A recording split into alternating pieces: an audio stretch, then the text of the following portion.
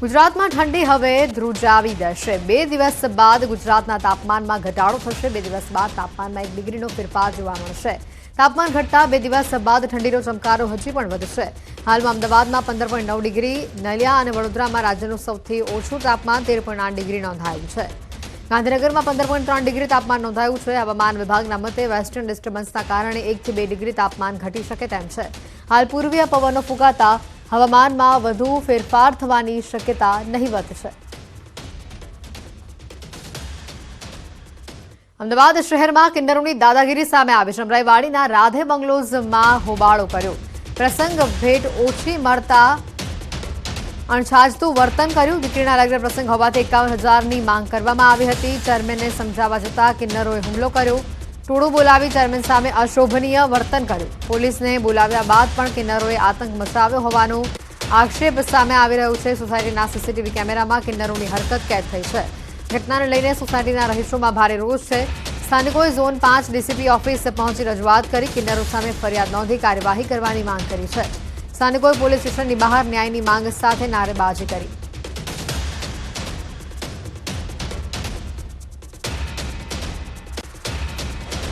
લોકોએ વાત ના માની અને મારી જોડે દલીલ કરવા માંડ્યા। એના પછી એ લોકોએ કંઈક 40-50 કિન્નરો બીજા બોલાયા અને પછી મને ધમકી આપી કે તમે બહાર આવો, તમને જ બધા પ્રોબ્લેમ છે, તમે સોસાયટીની બહાર આવો, તમને નહીં છોડીએ। મેં એ વખતે પછી પોલીસને બોલાવી, પોલીસની વાન પણ આવી। પોલીસે આખો બનાવ જોયો છે। એ લોકો પછી મને મારવા મારી પાછળ દોડ્યા છે। એ લોકો એમના કપડાં કાઢ્યા, ધમકાયો અને પર્સનલી એવી ધમકી આપી છે કે તું તો ગયો છે, આ વખતે હવે તને નહીં છોડીએ, કે તું સોસાયટીની બહાર પગ મૂક, તને જોઈશું નહીં। એટલે અત્યારે આ બધી વસ્તુમાં મને મારા જીવનનો થ્રેટ છે, જોખમ છે। અને આજ અંગે વધુ માહિતી મેળવીશું। ફોન લાઈન પર સંવાદદાતા મૌલિક જોડાઈ ચૂક્યા છે। મૌલિક, જે રીતે આ પરિવારનો આક્ષેપ છે, આગળ પોલીસે કેવી કાર્યવાહી કરી છે? હવે બિલકુલ હેતવી જે રીતે વિગતો પ્રાપ્ત થઈ છે કે આજે વહેલી સવારનો આ બનાવ છે।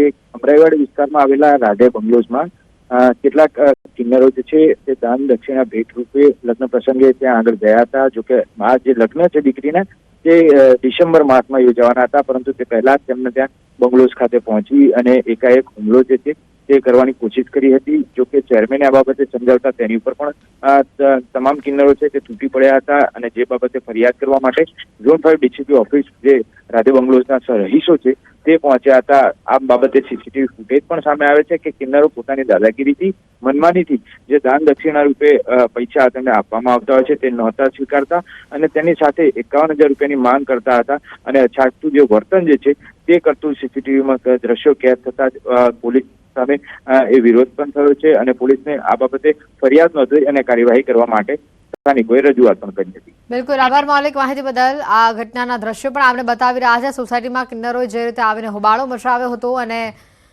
સાથે જ વધુ રૂપિયા આપવાની માંગ કરી હતી, તો બીજી બાજુ પોલીસ સ્ટેશનને પરિવાર દ્વારા, સ્થાનિકો દ્વારા પહોંચીને સમગ્ર મામલે જાણ કરવામાં આવી અને તાત્કાલિક ધોરણે આ મુદ્દે પગલાં લેવાની રજૂઆત પણ કરવામાં આવી। જે પરિવારના મુખ્ય સદસ્ય છે તેઓએ કહ્યું છે કે તેઓને જાનથી મારી નાખવાની ધમકી પણ છે।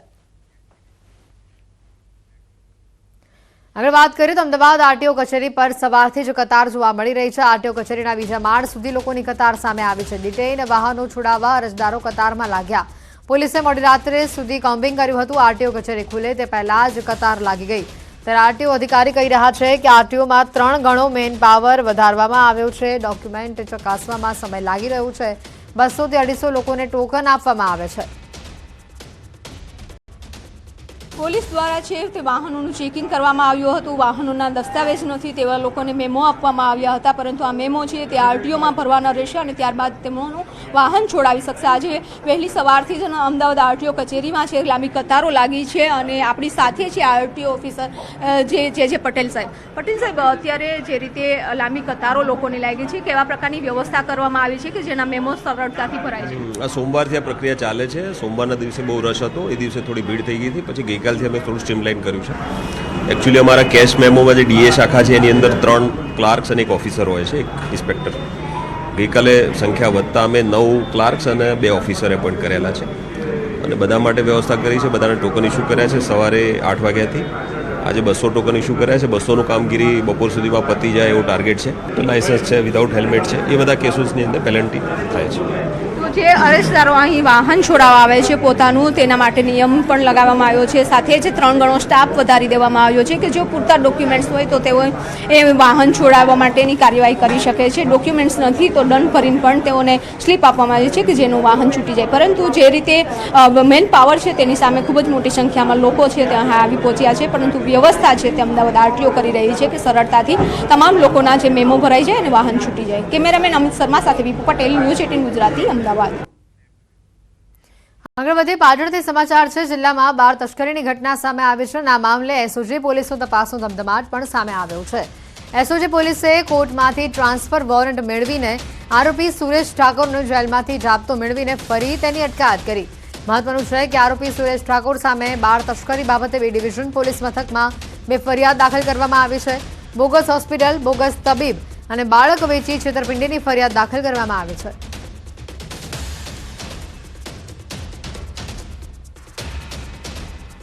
છોટાઉદેપુરથી સમાચાર છે. જિલ્લાની જીવાદોરી સમાન ઓરસંગ નદીનું સફેદ સોનું ગણાતી રેતીનું ખનન થઈ રહ્યું છે. આ રેતીના કારણે નદીના જળસ્તર જળવાઈ રહે છે, પરંતુ તેનું ખનન એ હદે વધી ગયું છે કે આવનારા સમયમાં તે પર્યાવરણ માટે નુકસાનકારક સાબિત થશે. નદીના પટ પર ભારે રેત ખનનને લઈને ઊંડા ઉતરી ગયા છે અને જેને લઈને પીવાના પાણી અને સિંચાઈના પાણી માટે ખતરો ઊભો થયો છે. ભૂસ્તર વિભાગના પુલ નજીક 500 મીટરના ખોદકામ નહીં કરવાના નિયમને નેવે મૂકી ગેરકાયદેસર ખનન કરવામાં આવતા પુલના પાયા ખુલ્લા થઈ ગયા છે. અંતે પુલ પર પણ આફત મંડરાઈ રહી હોય તેમ કહી શકાય. તો આ તરફ લીઝ ધારકો નદીની રેતીને બહાર લાવી ઢગ બનાવી રહ્યા છે અને જેથી વાહન ચાલકોને મુશ્કેલી પણ સર્જાઈ રહી છે. અગાઉ જિલ્લાના ઘણા લોકોએ ઓરસંગ બચાવોના નામે આંદોલન પણ કર્યું હતું, પરંતુ સ્થિતિ તો તેની તે જ છે. ત્યારે જો કોઈ પગલાં ભરવામાં નહીં આવે તો આવનારા સમયમાં મોટું સંકટ ઊભું થઈ શકે તેમ છે. સામેથી સાધન આવે છે ત્યારે ધૂળ એટલી બધી ઉડે છે કે બાઇક સવારે જે જાય છે એમને બહુ તકલીફ પડે છે. અને મોટા સાધન આવે છે ખાડાને દેખીને રોંગ સાઈડ આવે છે ત્યારે અકસ્માત થવાનો ભય રહે છે.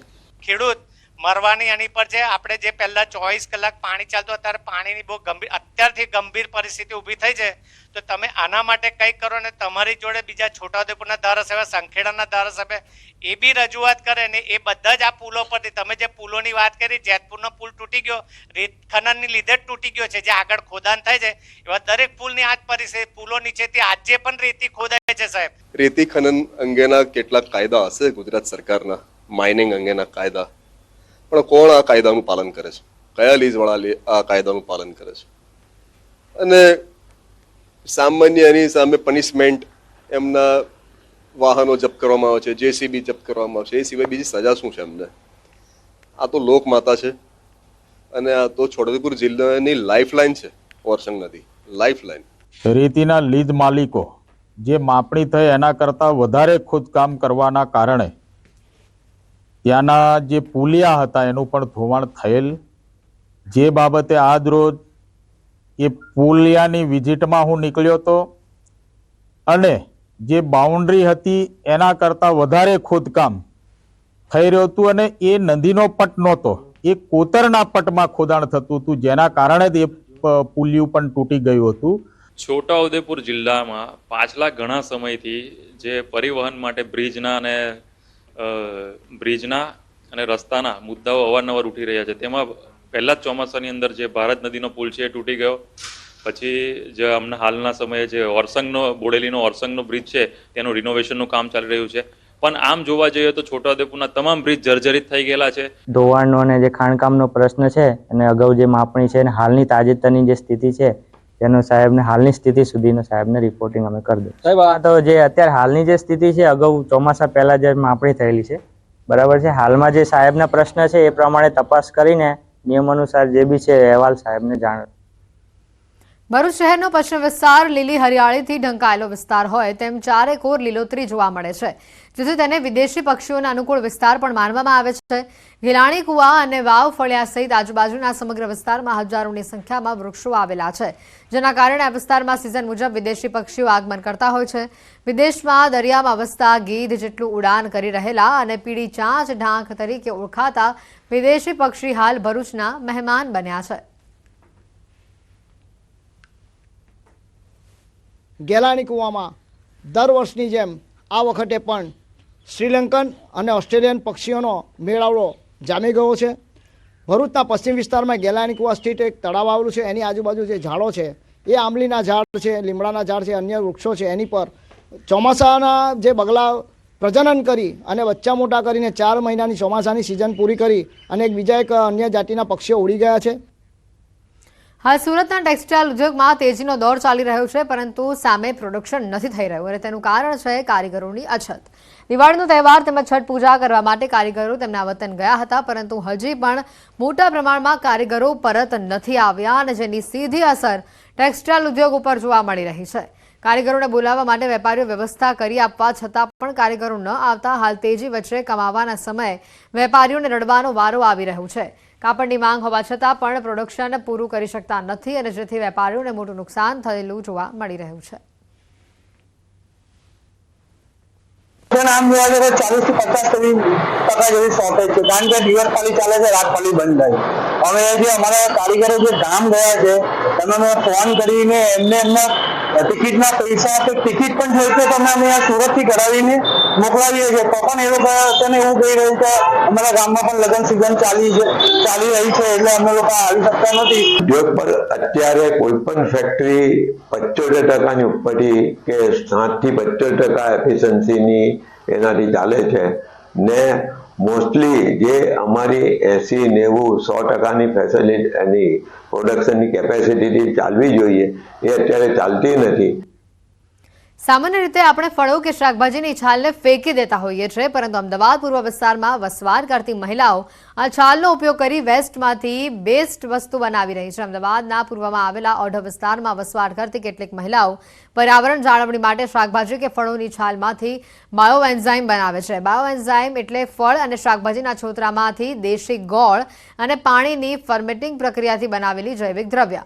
આ મહિલાઓ નારંગી, સંતરા, મોસંબી, કેળા, કેરી, લીમડાના પાન તેમજ અરીઠાના છોતરામાંથી બાયોએન્ઝાઇમ બનાવે છે, જેને ઘરમાં કચરા પોતા માટે, કપડાં ધોવા માટે, વાસણ માંજવા માટે તેમજ કાચની સફાઈ માટે, ઘરના સફાઈ માટે અસરકારક રૂપ કામ કરે છે.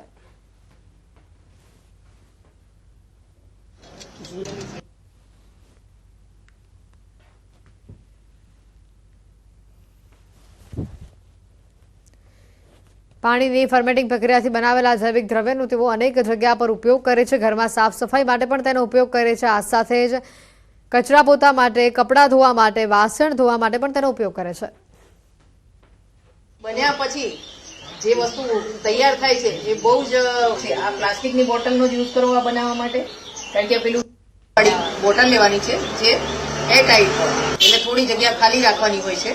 એ જે ગેસની માપ છે 300 ગ્રામ મોસંબીના અથવા હવે આ સેન્ટ્રલ બોર્ડ ઓફ સેકન્ડરી એજ્યુકેશને સિંગલ ગર્લ ચાઇલ્ડ સ્કોલરશિપ યોજના માટે ઓનલાઈન અરજી પ્રક્રિયા શરૂ કરી છે. આ યોજના હેઠળ 2024 ધોરણ 10ની પરીક્ષા પાસ કરીને ધોરણ 11માં અભ્યાસ કરતી વિદ્યાર્થીઓ નાણાકીય સહાય માટે અરજી કરી શકે છે. આ યોજના હેઠળ વિદ્યાર્થીઓને દર મહિને 500 રૂપિયા આપવામાં આવે છે. સ્કોલરશિપ માટે માત્ર એવી વિદ્યાર્થીનીઓ અરજી કરી શકે છે જે પરિવારની એકમાત્ર દીકરી હોય અને સીબીએસઈ સંલગ્ન શાળામાં તે અભ્યાસ કરતી હોય, સાથે જ ધોરણ 10માં ઓછામાં ઓછા 60% ગુણ તેણે મેળવ્યા હોય તેમજ માતા પિતાની આવક 8 લાખ કરતાં ઓછી હોવી જોઈએ. વિદ્યાર્થીનીઓ બોર્ડની સત્તાવાર વેબસાઇટની સ્કોલરશિપ લિંક ઉપર અરજી કરી શકશે. અરજી કરવાની છેલ્લી તારીખ 23 ડિસેમ્બર છે. વડોદરામાં વિશ્વામિત્રી પૂર નિવારણ સમિતિની બેઠક મળી અને જેમાં મનપા કમિશનર તેમજ મુખ્યમંત્રીના સલાહકાર રાઠોડ પણ બેઠકમાં ઉપસ્થિત રહ્યા હતા, જેમાં પૂર નિવારણને લઈને વિવિધ વિષયો પર ચર્ચા કરવામાં આવી. આજવા ડેમના ડાઉનસ્ટ્રીમમાં ડેમ જેવું વધારાનું એક સ્ટ્રક્ચર ઊભું કરવા માટે વિચારણા કરવામાં આવી. આજવા ડેમની સ્ટોરેજ અને કેરિંગ કેપેસિટી વધશે તો પ્રતાપપુરા ડેમ, વડદલા, ધાનેરા, હરિપુર તળાવમાં પણ સ્ટોરેજ અને કેરિંગ કેપેસિટી વધારવા તેમજ સ્ટ્રેજિંગ કરવાની વિચારણા કરવામાં આવશે. વિશ્વામિત્રી નદીમાં પણ જ્યાં શક્ય હોય ત્યાં સ્ટ્રેજિંગ અને ડિસલિન્ટિંગ કરવાની પણ વિચારણા કરાઈ છે. આજવા ડેમના પૂર્વ વિસ્તારનું પાણી ડાયવર્ટ કરી જાંબુવા નદીમાં ઠાલવવાની પણ વિચારણા થઈ રહી છે. આજવા ડેમ જે છે એમાં વધારાનું એક ડાઉનસ્ટ્રીમમાં એક વધારાનું ડેમ જેવું સ્ટ્રક્ચર ઊભું કરવું તાકી એની કેરિંગ કેપેસિટી અને એની જે સ્ટોરેજ કેપેસિટી છે એ વધે. સાથોસાથ પ્રતાપપુરા ડેમને પણ એ જ રીતે વડદલા, હરિપુર અને જે તળાવો છે ધાનેરા એ તળાવોનો પણ ડ્રેજિંગ અથવા એમાં પણ વિચારી શકાય. જોડે જોડે વિશ્વામિત્રી નદીને પણ જ્યાં જ્યાં ડ્રેજિંગ શક્ય હોય, ડિસિલ્ટિંગ શક્ય હોય ત્યાં કરીને એની કેરિંગ કેપેસિટી વધારવાની. ખેડબ્રહ્માના કોંગ્રેસ ધારાસભ્ય તુષાર ચૌધરીએ નળથી જળ યોજનામાં ભ્રષ્ટાચારના આક્ષેપ કર્યા છે. 268 કરોડના ખર્ચે નળથી જળ યોજના પૂર્ણ કરવામાં આવી છે, તેમ છતાં પણ ખેડબ્રહ્મા, પોશીના અને વિજયનગરના અનેક ગામડાઓમાં આ યોજના નથી પહોંચી, જેના કારણે કેટલાય ગામોમાં હજી લોકો પાણીથી વંચિત છે. અનેક રજૂઆતો અને પત્ર વ્યવહાર બાદ પણ અધિકારીઓ કામગીરી ન કરતા હોવાનો તુષાર ચૌધરીએ આરોપ લગાવ્યો છે. થાકીને મેં ભારત સરકારના ડ્રિંકિંગ વોટર અને વોટર સપ્લાય વિભાગને પણ મેં કાગળ લખ્યો હતો. ત્યાંથી બી મને તરત જવાબ મળી ગયો કે ભાઈ અમે પાણી પુરવઠા વિભાગને તમારો લેટર મોકલી આપ્યો છે અને સૂચના આપી છે, પણ એમાં પણ કોઈ કામગીરી થઈ ના હોવાને કારણે આખરે કંટાળીને મેં તકેદારી આયોગ એટલે કે વિજિલન્સ કમિશનરને પણ પત્ર લખ્યો છે કે આમાં મોટા પ્રમાણમાં ભ્રષ્ટાચાર થયો છે, એની તપાસ થવી જોઈએ અને ખરેખર લોકો તરસ્યા છે એને પીવાના પાણીનું પહોંચવું જોઈએ. સમાચારોમાં હાલ રોકાઈશું એક બ્રેક માટે.